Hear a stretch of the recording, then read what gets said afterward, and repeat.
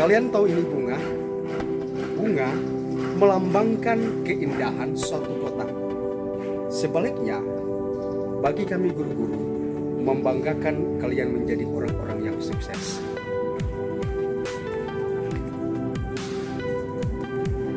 Hai anak-anak semuanya, kelas 11 jurusan otomatisasi tata kelola perkantoran. Bersama lagi Pak Franky hari ini melanjutkan materi pembelajaran kita otomatisasi tata kelola kepegawaian. Tetap semangat dan mengikuti pembelajaran Bapak hari ini.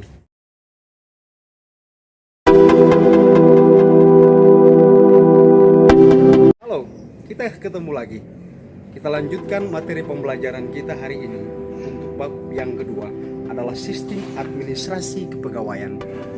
Dalam sistem administrasi kepegawaian, pasti kalian sudah bisa menebak-nebak dan mulai berpikir bahwa sistem administrasi kepegawaian itu harus ada dalam instansi pemerintah ataupun swasta. Kalau misalnya dalam praktiknya sistem administrasi negara, kepegawaian negara itu terbagi dalam 3 hal. Yang pertama adalah split personal system, yang kedua adalah unified personal system, yang ketiga adalah integrated personal system. Dalam administrasi kepegawaian, 3 unsur ini ada di dalamnya. Misalnya saja split personal system itu biasanya rekrutmen, penggajian, dan penetapan seorang pegawai negeri sipil itu dilakukan oleh pemerintah pusat. Kemudian unified personal system, penempatan, penggajian itu dilakukan oleh pemerintah daerah. Kemudian yang terakhir adalah integrated personal system. Itu adalah perpaduan antara daerah dan pusat di mana berkembangnya atau suatu negara sedang dalam proses keuangan negara yang sangat tidak menentu.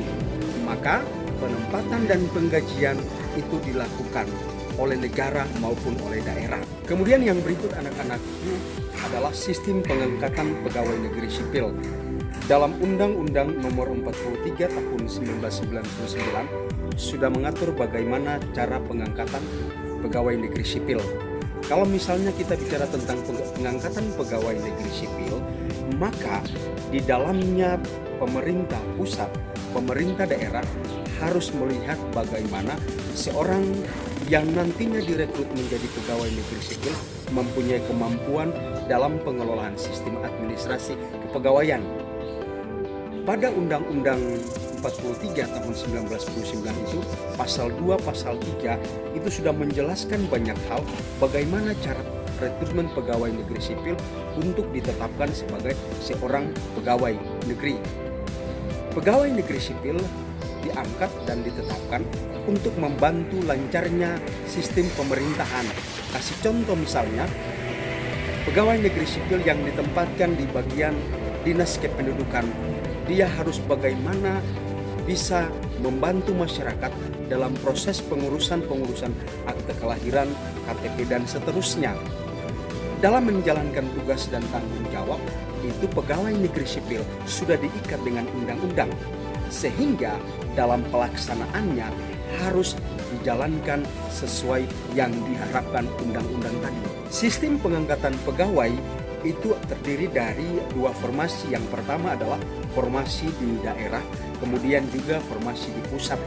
Kalau misalnya kita bicara formasi itu adalah bagaimana pemerintah daerah, pemerintah pusat merekrut pegawai negeri atau calon pegawai negeri sipil di bagian-bagian tertentu untuk tadi yang Bapak sudah sampaikan, mengurus jalannya sistem administrasi, membantu jalannya masyarakat untuk membuat administrasi dalam keluarga maupun pribadi masing-masing.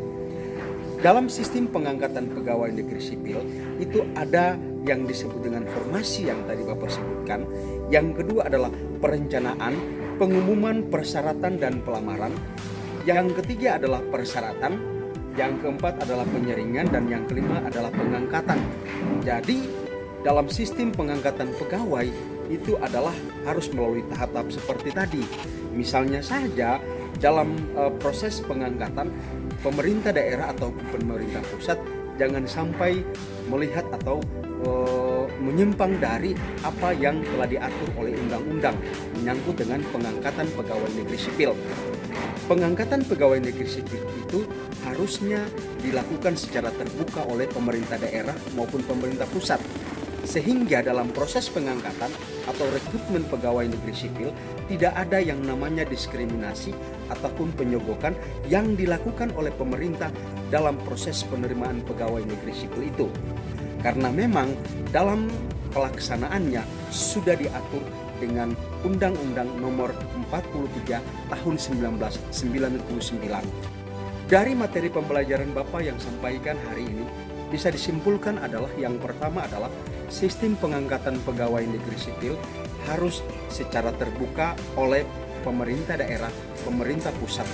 Kemudian yang kedua adalah perencanaan dan penetapan seorang pegawai negeri sipil harus sesuai dengan kemampuan yang dimiliki. Dari tempat ini, Pak Franky pamit dari kalian semua, tetap semangat. Assalamualaikum warahmatullahi wabarakatuh.